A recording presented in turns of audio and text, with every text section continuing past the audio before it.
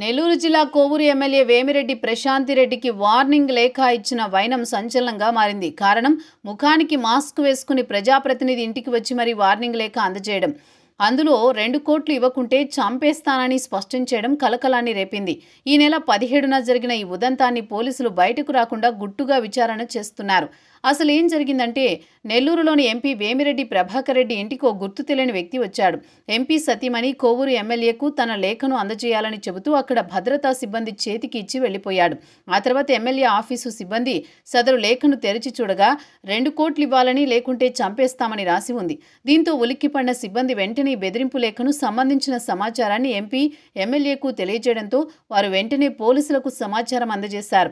ఈ బెదిరింపు లేఖ వ్యవహారాన్ని గోప్యంగా ఉంచిన పోలీసులు దీనికి కారణమైన వారిని గుర్తించేందుకు ప్రత్యేక దళాన్ని ఏర్పాటు చేశారు. ఈ ఉదంతానికి సంబంధించి అల్లూరు మండలం ఇస్కపాళెంకు చెందిన ఒకరిని అనుమానితుడిగా గుర్తించారు. మరో వ్యక్తి ఎంపీ, ఎమ్మెల్యే ఇంటి వద్ద అనుమానాస్పదంగా తిరుగుతున్న యువకుడిని ప్రశ్నించగా పొంతనలేని సమాధానాలు ఇవ్వడం, అతని వద్ద 4 ఫోన్లు ఉండడంతో అదుపులోకి తీసుకున్నారు.